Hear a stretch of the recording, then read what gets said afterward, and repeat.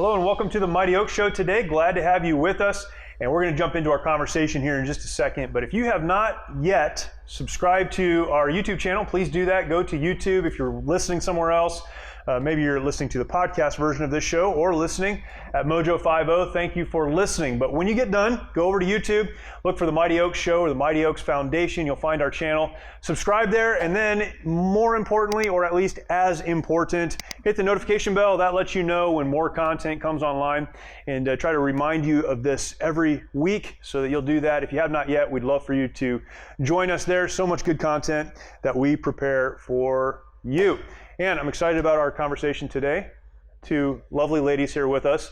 One of the areas that we, as an organization, as the Mighty Oaks Foundation, have really over the last 4 years, I think, tried to focus effort and energy is to spouses of veterans, active duty service members, and the first responders that are serving. When Mighty Oaks Foundation started, we started really serving veterans, and then we started serving those in the active duty community, but not much for families and not much for spouses. And that was not intentionally, it was just we were focused. Back in 2012, we had a lot of folks coming back from Iraq and Afghanistan and dealing with things, and that's what we were focused on. And then we realized that there was a need to support the families and to support the spouses of those who were deployed. And so much of the deployment cycle and so much of what happens on a deployment, particularly on a combat deployment, is supported by the spouse at home. And we started working with spouses, men and women, not just women. There are men spouses as well, but primarily focused on women. And this has been an ongoing process for us. And we've talked about this over the last couple of weeks, and I wanted to have some special guests on to help us talk about that a little bit more. So I'll start with Jeannette Kunath. If you are on our website or view our channel, you've probably seen Jeannette before. Jeannette is Brandon's wife. Brandon's our National Programs Director. You've certainly heard him speak before. And Brandon and Jeannette have a video on our YouTube channel. One of the reasons you need to go to our YouTube channel, and it tells their story. But Jeannette is also very involved with our organization, with our women's program, and excited to talk a little bit. So thank you, Jeannette. Thank you. Thank you for having me. Well, of course.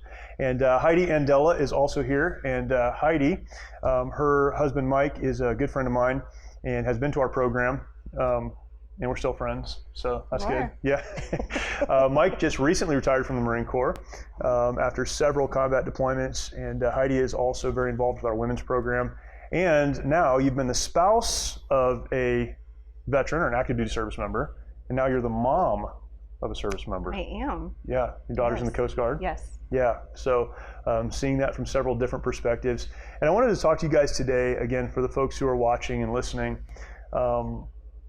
We know that there are women who serve in the military, and a couple weeks ago we had Shannon Morell on, who you guys both know and work with, and she talked a lot about that, and she served in the Navy, of course.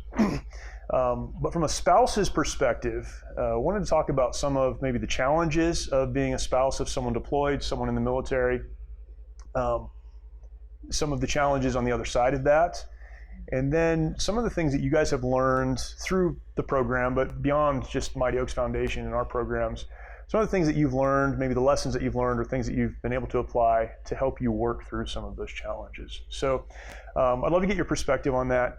But we'll start with your story. Kind of tell us how you're connected, how you got involved in military life. So, where you met, and some of the challenges maybe of deployment. Jeannette, I'll start with you. Since you didn't want me to start with you, this is where we're starting. Yes. So Brandon never has a hard time starting. So he has no problem saying things. Yeah. So. Talk about when you met Brandon and kind of your journey in the military to when he retired and you guys connected with Mighty Oaks. Yeah, so when Brandon and I first met, I can't say we started off on the right foot. We started off with just trouble in our relationship. But him being in the military and him just going on his deployments, it just made things so much more worse for us. It's easy to, well, I can't say it's easy to be away from someone. It's hard to be away from someone, but it's easy to just keep on going and do everything you have to do. But when he comes back, there's just such a major disconnect there, where it's like, okay, well, I'm back home and this is how we were doing things before, and it's like, no, dude, that we're not doing that anymore. Right. This is how we do things. So there's a lot of friction there, and it's really hard. It's really hard to push past that, or at least it was for us, because we didn't have a great foundation. We didn't have a great support system. I didn't have a lot of military wives surrounding me, even though we were in, a military town. A lot of my friends weren't military families. So I didn't really have a lot of a good support system, I guess you could say.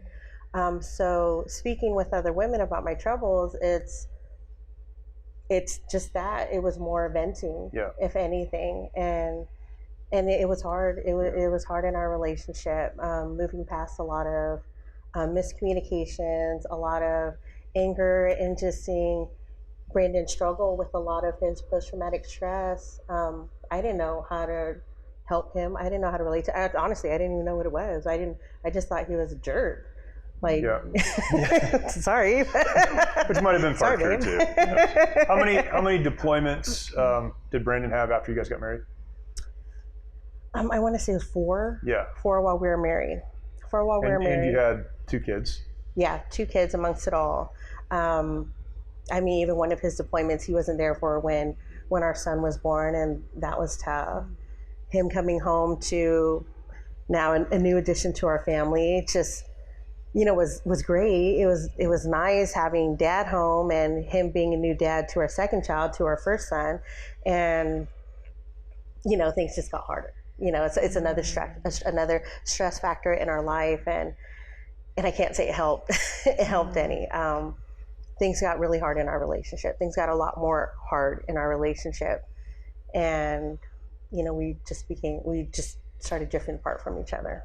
What was your faith life like during that time? So I never had a relationship with God. It just wasn't there. I just never went to church. I was baptized as a Catholic. My grandma insisted that we were, and we had the water sprinkled on us, but it was nothing that we ever lived throughout our life. It wasn't a real relationship. No, it wasn't. Yeah. It was far from it. So there was not there, not at all. Yeah. When Brandon would come home, what were some of the things that you guys would have to deal with? Because I think a lot of people don't get it. They just don't understand. And I had this conversation not too long ago with someone that said, no one understands veterans. No one gets us.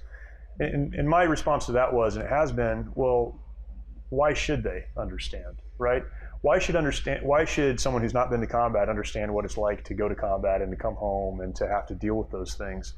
And so you can't make people understand, but I think it's important that people at least have a window into what those struggles are, because particularly in America right now, people want to be supportive. Yeah. And they want to help.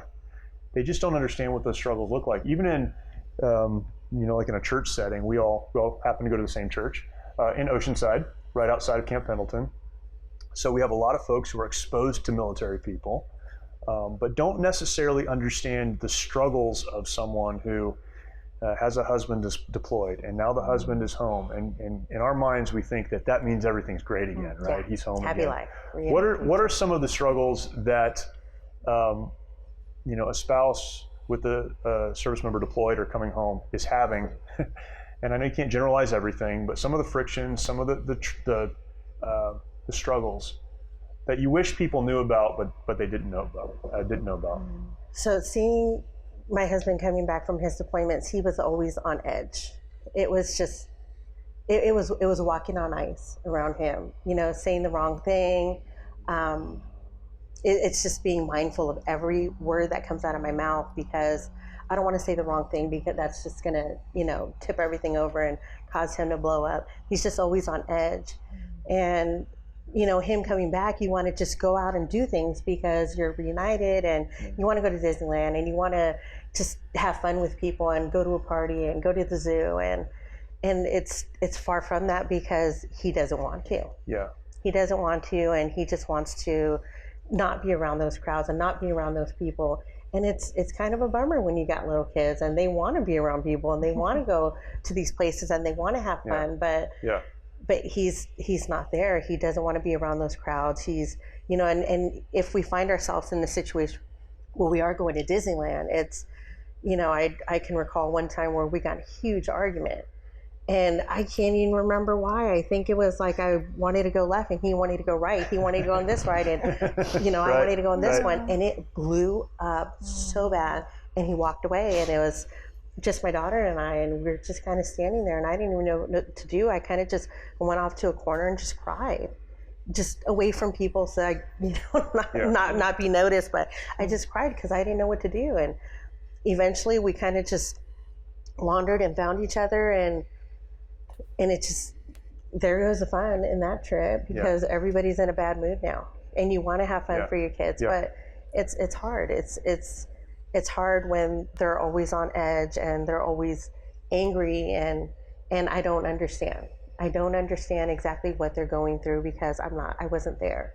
I wasn't there and I don't understand what happened over there because he's not talking to me about it, you know, and he's not talking to anybody really about it. He just, you know, it's tough. What's maybe something you wish people had done to try to help you through that? Even if they didn't, but you looking back, it would have been really helpful if people would have said this or done that, or I don't know.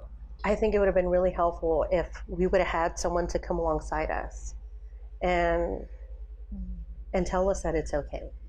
And it's okay for him to have these feelings, and it's okay for me to have my feelings, and help us navigate those feelings because they're there and there's nothing you can't just erase the feelings.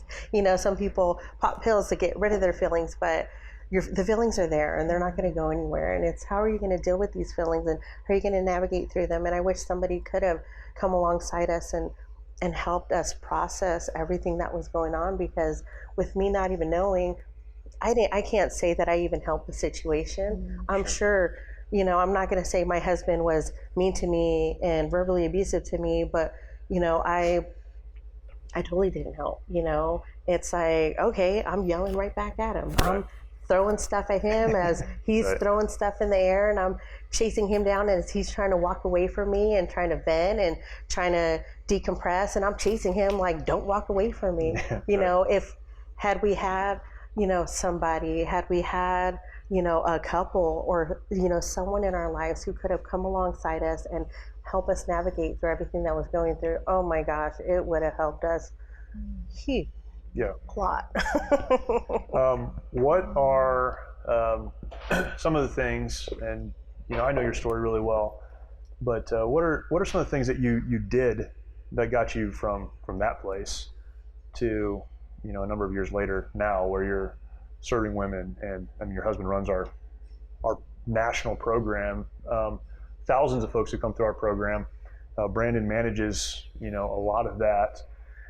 So you've obviously gone from a difficult place to a place, none of us are perfect, but that has a good, strong foundation, and you're doing good things, and you're on the same page moving forward. What did that process look like for you guys? So getting to that process, it was just horrible. But once getting there, you know, Brandon finally seeing that he needs help and finally, you know, accepting the fact that he needs help and, you know, initially taking the steps to get help. You know, him coming through the Mighty Oaks program helped him tremendously. And it strengthened his faith, but one thing that was really hard for us after that was I didn't have a relationship with Christ. So, and he did, and he was strengthened in his faith, and I had nothing. So it really pulled us apart more than anything. That's a strange thing. We've talked about, I think Susanna and I talked about this. It's the craziest thing for me to watch. I've seen this happen many times, where a spouse wants her husband so badly to get help. And then he gets help, and then he comes home, and now she's mad because of the kind of help he got. Yes. Yeah. Guilty. I mean, I think that's pretty normal. It is. It's the craziest thing. It is. Because it's like, how am I supposed to deal with this now? You're fixed and you want to make right of everything, but what about all the bad things that happen, and what are we supposed to do with that now? Because you have this relationship, but what am I supposed to do? I didn't have anything to fall back on rather than all the hurt that we had experienced over the years, and all of that. I'm just stuck. I was stuck in a rut, and he's just on this path of wanting to better himself, and I'm just over here bitter, just sitting there bitter and hurt and mad, and you're getting better, but I'm not. So we had the opportunity to attend a marriage program that Mighty Oaks was having, and it was a turning point. It was a huge turning point in our relationship because we were in a safe environment around other couples that just got it. They got it. It was like we were all in the same boat. We're all these broken people, but we're all wanting to help our relationship. Yeah. And even then, it was just really awkward for me because it was all these couples who had these relationships and had these had their faith, and I'm still just kind of awkward right here as we're working on our relationship and mending all the hurt. It wasn't until the very end, and I would say one of the biggest things that helped our relationship, or at least that helped me in helping our relationship alongside with Brandon, was having a relationship with Jesus Christ. And I was given that opportunity at the very end of the session, at the very end of that program. And it was a huge turning point for us. You guys were both then, it establishes a foundation that you're both on. Yes. And really a starting place for you both to work from. Oh, yeah. Yeah. Oh, yeah. Yeah. And it's like moving forward from there. We're given our foundation. We're moving up. Can't say that everything was just all hunky-dory. It's not perfect. But it was just so great because having that foundation, and not even just that, meeting other couples and having these like-minded men and women to come alongside us, like I said, help us navigate through our problems that everything just didn't, disappear. The problems are still there. Now we know how to navigate through them. Now we know how to process these issues that we're having, how to process these feelings that we're having towards one another, and pray with one another, and just be there for one another. Having our relationship with Christ and having our friends, our like-minded friends, come alongside of us helped us in ways that I didn't even know was possible. Yeah, that's awesome. Yeah. Heidi, can you tell us your story? Maybe when you met Mike, and I know you guys have some broken military time in there, but how you got from kind of meeting and your life together, the deployment, some of the challenges, and how you got to where you are now. Okay. You don't have to give every detail. Okay. If you don't want to, but you can. So I was born in, Mike and I met when we were in high school. Yeah. So we're high school sweethearts. I've heard his side of the story. I bet you have. Now you want the truth? Sure. So we met in high school. We were both juniors, and then we started dating, the summer right before our senior year in high school. We graduated together, and then he went off to the Marine Corps, to boot camp, and I went to college for a year. He ended up proposing a year later, and we got engaged, and we were married in 1992. And then his first duty station was Camp Pendleton. Yeah. After we were married, that was our first station together. So we drove all the way cross country, and he was in the infantry and worked at Edson Range at Camp Pendleton. Our daughter was born when we lived in Oceanside, and then he got out in '94. Oceanside has probably changed a lot since '92. Huh? For the better. For the better, right? Yes. So then he got out in '94. We moved back home to upstate New York, and we just lived life with our family.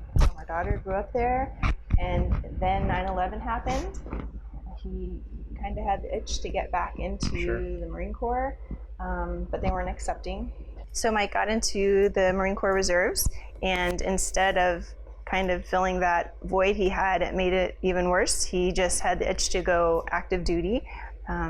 So we prayed about it and talked about it as a family, and if we decided that if God wanted him to do that and to uproot our family from where we had been living for 13 years, then we would do it. And sure enough, he got in. He was able to change his job to EOD, which is Explosive Ordnance Disposal. It's one of the most dangerous jobs in the military. Well, yes, it is. So, yeah, particularly during a time of war. Yes. And that's exactly what he wanted. Yeah. And so he got it. And then that just opened up a whole new other life for us with moving around in the Marine Corps. How old was Alyssa then? Alyssa was 12. She was 12. She was in 8th grade. So that's a pretty unique thing. I think most kids grow up in the military, right? They're born into a military family, and that's just what they know. How did she handle that? She handled it really well. Of course, it was hard. It wasn't like easy at all, you know. But she did really, really well adjusting to everything. We went to Florida for Mike's schooling, and so she was in that school in Florida for about a year, and she did really well. And then we were stationed in Camp Lejeune, and that's where he started to deploy. Okay, yeah. How many deployments? He did 2 deployments in Camp Lejeune and then 1 deployment in Camp Pendleton, Oceanside. What were those deployments like for you? Again, I think it's different when someone is married young, they start deploying early. Sometimes there are non-combat deployments in front of that, so that's part of your life. That had not been part of your life forever. Right. So you're a full-grown adult and have a teenage daughter, and you're trying to figure that out. Can you talk about those deployments a little bit? Sure. So again, we didn't know what to expect. It was brand new. I'd heard all kinds of stories, and just trusted in God that he would take care of Mike. Again, it was during wartime, so we knew that there were a lot of risks involved. Thankfully, we've just been in church our whole married life for the most part, and so we had a really good relationship with Jesus Christ. And our faith was very strong, and it still is. But boy, it was hard. It was hard because we didn't have the communication that some of the guys have now. So when he left and got onto the bus and we waved goodbye, that was kind of it for a while. We didn't really know when we would hear from him again. I've talked to a lot of people about this, but when we deployed in 2003, there was no communication. I think for that entire deployment, when I was in Iraq, I talked to Susanna maybe for 3 or 4 minutes during that entire time, which is crazy. I mean, that's just how it was. You didn't know it was bad. But looking at these guys now, it's a very different world. What were some of the maybe unique challenges of having your husband deployed like that, and particularly without communication?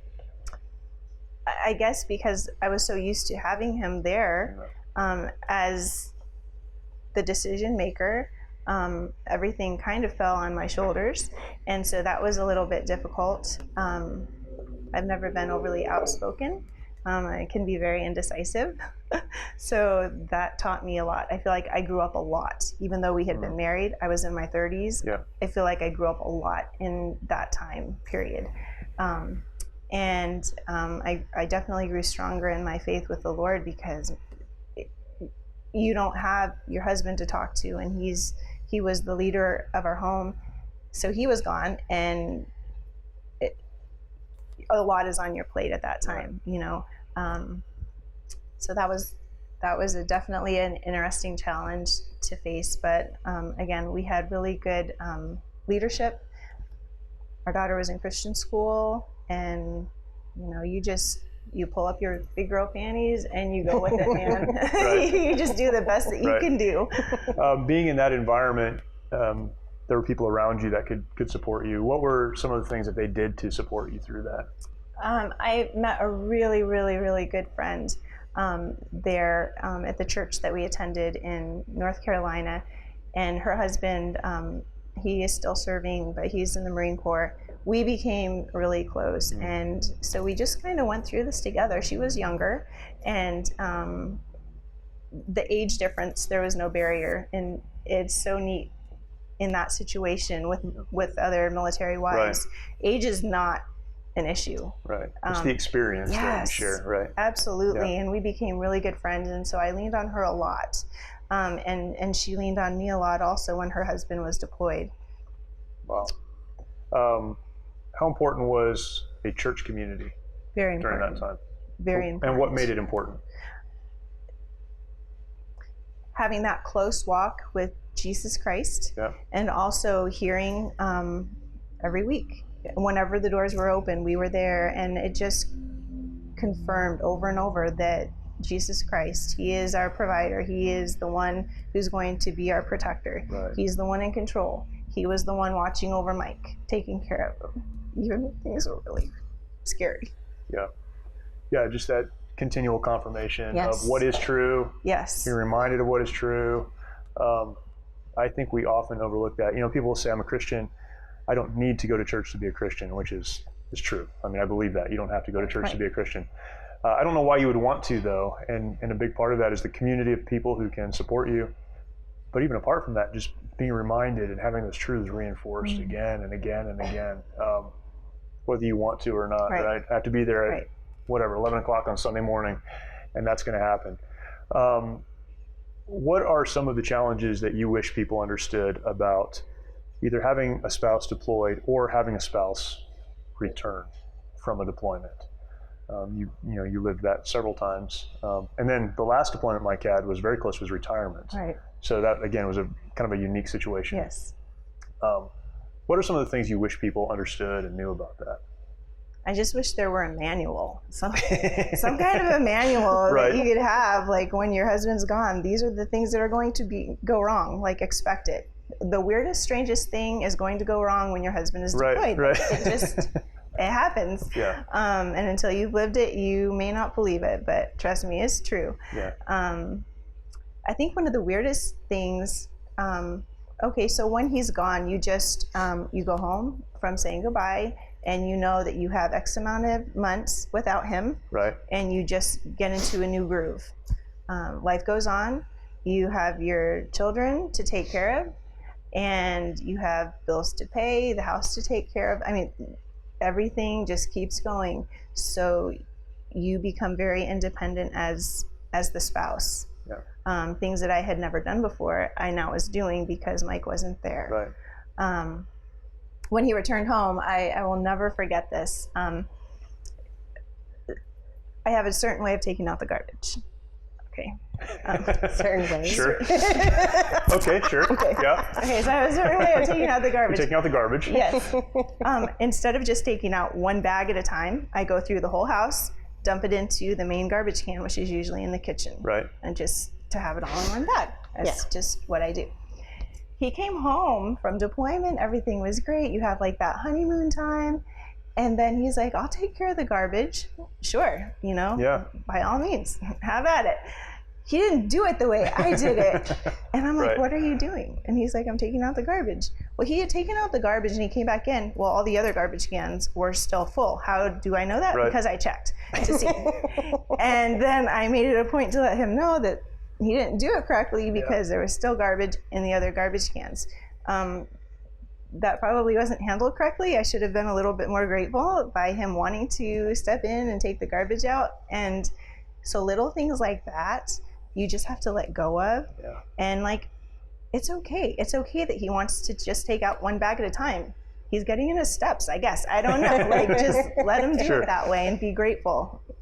One of the conversations that I think is had a lot when a spouse deploys is that now you, as the husband or wife who stays home, who hasn't deployed, now you have to fulfill all of the roles. Mm-hmm. Okay, so this is what we talk about, and so you'll say something like, "Now I'm, the mom and the dad, or I'm the husband and the wife, I'm the leader now. He is the leader, but he's gone, so now I have to be the leader. And so when they come home, things like that, right? Mm-hmm.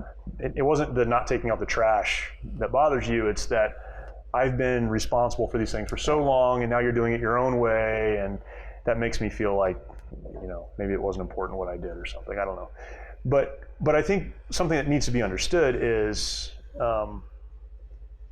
the role of the spouse who is deployed. Their role in the home doesn't change, Right. even though they may not be able to do it when they're deployed. Yeah. So when they come home, now they can do those things. The challenge for the spouse who's remained behind is to let them step back into that role that they've never given up. And I sometimes think it's dangerous for particularly a wife whose husband is deployed to say, now I have to be the leader of the home. Now I have to be all of these things. Well, you don't. You're just taking care of things for him in that role while he's gone. Is that something that is a challenge to understand? I imagine it would be, or to navigate as a spouse. He's still the husband. He's still responsible for these things. When he comes home, I need to let him be responsible for those things. Yes? Yeah, that's tough, because it's like you're gone, so I'm the boss now. And you come home and it's like, you're the boss. No, I was doing this just fine with you. You weren't the boss before you left. You're not the boss now. So yeah, it's tough to one to gain that role, and then two to relinquish it when he gets back. Things were going just fine before you got back. Yeah, and then friction comes up because of a misunderstanding, and yeah, that's right. Heidi, if you could tell some of the ladies in the church, and again, we all go to the same church, so I know our church. A lot of ladies in our church who love military wives, but they're not a military wife. If you could tell some of those ladies, you need to know this about someone whose spouse is deployed or who's coming home, what would you like to tell them? What should they know to be able to support and help? Oh, just give them mercy. Yeah. On stuff. Just be patient, and I still fight with some of those things myself. It's really hard. I struggle with that a lot. But just let them do their thing. Let them go ahead and take out the trash the way they want to. Let them go ahead and do the dishes the way they want to. If they want to help, man, that's awesome. Yeah. Let them help. If they're not putting the kids to bed the way that you normally do, that's okay, because they're not you. Let them start their own ritual with the children. Just let them have their space. Yeah, and let time happen. Yeah. For both of you, you mentioned the importance of community. So Jeannette, you found that community later. Heidi, you had that really going through this process, which is great. Why is that so important? I think, the military member, this is what we fight all the time. It's why our motto is no one fights alone, right? Because everybody wants to be alone when they come back. They need community. Why is it important for a spouse to have that community? Not all at the same time. Just one at a time. Jump right at it, Heidi. Don't go after each other here. I think as a woman, I can't speak from a man's perspective, but as a wife, women are they need that companionship. Yeah. They need that interaction, whether you realize it or not. I always thought I could do everything myself. I didn't need help. I was fine. I could tackle it myself. And Alyssa and I could just conquer the world, the two of us. And I lived like that for a very long time. And then Mighty Oaks kind of came along, and I have some of the best and closest friends. Yeah. From that. Oh, Heidi. All right, we're doing an interview here. Okay, keep going. Yeah, it's when without that, it's you relying on yourself. You're relying on your own opinion. Okay, yeah, well, you know what? It's his fault. It's his fault. He made me mad, so you know what? He needs to apologize to me. And having that reaffirm. Well, not having that reaffirm, but kind of having that community of ladies around you, those like-minded women, kind of even just check you in a sense, where it's like, okay, well, what was your part in this? And did you guys pray about this? And, did you guys talk about it? And, would you like my husband to talk to your husband? It really is such a warm feeling having that community there and not feeling like we're alone Right. and we're doing this by Right. ourselves, because we're not. Right. We're not at all. Yeah. Why do each of you serve other ladies through, and I know you do this in a number of places, but we're talking about Mighty Oaks. Why do you serve through Mighty Oaks other ladies? Because it takes time. It's not always fun. There is a reward in watching people get help that they need, but it's often a struggle. Why is it important to you that you invest time and energy now to serve ladies who are going through some of the same things you guys have gone through? Helping them have restoration in their marriages, and if they're not married, helping them strengthen their faith, and if that's not there, helping them find what that is, helping them find a relationship with Jesus. It's from everything that I've received after having a relationship with Christ and the restoration in my marriage. I would say even the strengthening of my relationship in my family, with our kids, with my mom, with my dad, just everyone, seeing how far everything has just spread, all the joyful and the happiness in my life has spread just from that, just from laying out a better foundation in my life, in my life personally. I want everyone to have that.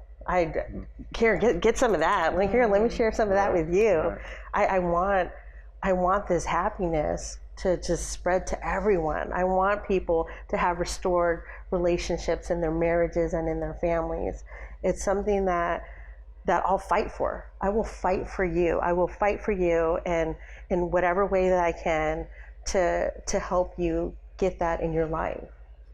And that's what I want to do. That's, wake up at the crack of dawn, or, having those rough nights at a session. And, it's hard. The sessions are hard. I will say that. Leading up to a session, all the many things that happen to not make you want to do this, not make you want to serve. But, all those bad things, all those hiccups that happen, totally worth it to just put it out there and just help you in whatever way that we can. That's all I want to do. Spread the joy. Spread the joy. That's good. Heidi, what motivates you to be involved? Being able to give back. Someone took the time to be there when I needed it, and now I want to be able to give whatever I can give, offer whatever it is that I can to other women who are hurting and who feel alone, and you're not alone. Yeah. When these ladies leave the program, that Saturday night, there's like such a buzz in that room, and they're so happy and joyful to be with each other, and they have made it, friends for life. I really believe that when they come through the door the first day, there's not a lot of talking.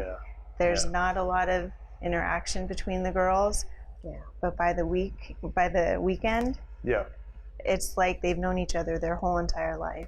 Do you guys have stories? You don't have to use a person's name or whatever, but a story of someone that to you, when you think about the change that happens and the good and the reason we do this, that they come to mind? Maybe there's more than one, but. I can think of a woman that had not too long ago came through a program. Actually came to the office a few times, and she was a recovering addict when she came through the program, and she had lost her children, and she was in a really bad place in her life. Not too many like-minded friends coming alongside her, just kind of trying to figure things out and figure out what she could possibly do to get her kids back. But in the process of going through a session, she was able to strengthen her relationship with Jesus Christ and put herself on the right path of bettering her life for herself and for her husband and for her children. And it was just so nice. She had messaged me the other day, happy Mother's Day, but it was just, seeing a few of her posts, like, I've been sober for this long, and, I have my children back. I mean, it brings tears to your eyes just to see what she got from attending a session, and the relationships that she built from that. And I mean, it's something else. Yeah. She's a sweetheart. Love her. Yeah. Is there anyone who sticks out to you, Heidi? There is this particular gal. She was in the Marine Corps, and then she had recently retired, medically retired. And so that was really hard on her. Sure. And a lot of the things that she was going through and feeling is exactly how my husband felt when he was medically retired. So I totally got where she was coming from. And it was so neat just to see her share those things and just kind of talk through everything that she was dealing with, the anger issues, the hurt, just wanting to be a Marine, but not realizing that her identity really was in Jesus, right. not in being a Marine. Right. And I believe she was an excellent Marine. So just seeing her change through that, it was also neat to see. She had the perspective that my husband had, because they were both Marines and both medically retired, so they had so many similar things. And so I hope I was able to help her, and she also helped me in return by not realizing what my husband had been dealing with and how I had treated him, in that not understanding Sure. where he was coming from. I just didn't get it, and she just put a light on that whole area of my ignorance, and it was great. It was great for me, and it was just neat to see her change and just to realize that God is in control, and just to leave, I think, stronger in her faith when she left. That's fantastic. We have talked about this before, but our programs, the Mighty Oaks programs, are we have men's programs and women's programs. The majority of each one of those would be veterans or service members, and then spouses. In the men's program, we have spouses that attend. It's just the numbers aren't as high. The women's program is very unique because probably 50% or close to 50% of the women who would attend a week of a program are spouses, and the other 50% or whatever would be veterans or currently serving service members, which creates a pretty unique environment. How do you guys in the women's program navigate that? Because I think it's natural to say, well, you don't have the same experience that I do. You may have seen this from a spouse's perspective, but you haven't seen it from my perspective as a service member. And I know in each one of the women's programs, we also have veterans and service members as instructors. So we try to bridge the gap that way. But how do you navigate those conversations and help folks who may not have the exact same experience with the military?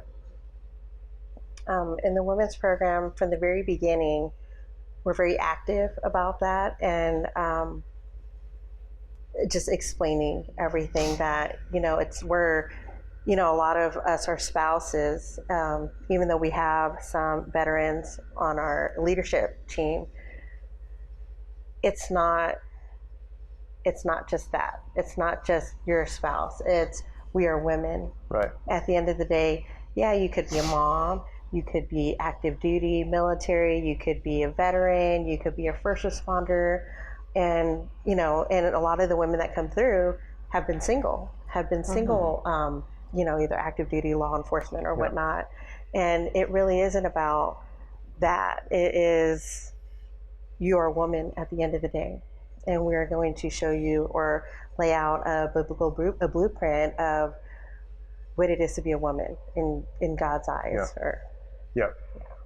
Yeah. So making it less about what you did and where you came from, than who you are. Yeah. So let's take off the hats here. Right. So and that leads to the next part, which is identity. With men coming out of the military, particularly those who have retired out of the military, identity is such an important part of that. Understanding, you mentioned this, You're not the uniform, you're not the Marine, that's what you did. How important is that to women finding healing if they need healing, or just direction if that's what they're looking for, understanding identity? How important is that? I think it is very important. It is like, until they come to terms with their identity, that it's not in being a mom, it's not in being so-and-so's wife who's in the Marine Corps, like all of the labels, that's all those are. Their true identity is in Jesus. Yeah. Until they realize that, then it would be really tough for them to move forward until they grasp that. Because they're tied to something that they did, some experience that they Yeah. had, but that's not really who they are. Right. But until they understand that, they can't move forward. Yes. Yeah. Yeah, that's right. A lot of classes are taught. What are some of your favorite classes that are taught during the week of program, and why? I get asked this question probably 5 times a week. What do you guys teach in your program? Because it must be magic, right? We've seen some tremendous things happen. It's not magic; it's pretty simple, and I go through that. But what are some of your favorite classes, and why? Well, my favorite classes. Well, I have 2 favorite classes, and I feel like they're just neck and neck with each other. But her worth and her faith are my favorite classes. One, her worth is I had a lot of struggles with my self-identity, my self-esteem. Just it's a class that even now I feel like coming through his leadership, it's something that I learned something new every single time. And we've been doing the women's program. This year will be 6 years that we're doing the women's program now. And I feel like every single time, and her faith just is a great reminder for me that, hey, just keep on following that. You need to stay in that direction. Just reaffirms everything that we're doing. Yeah. But those are my 2 all-time faves. 2 all-time favorites. What are your all-time favorites, Heidi? I would say her identity and is it her motherhood? Right? Yeah, those 2. I love those 2. I just could listen to them over and over. Identity, self-esteem issues. I could really relate to that. But also just watching the ladies' faces. So many of them, you can just see it in their face. They're hurting, and then a light bulb comes on. Like, okay, I am not that. Right. It gives me goosebumps watching their faces. I love that. I love that class.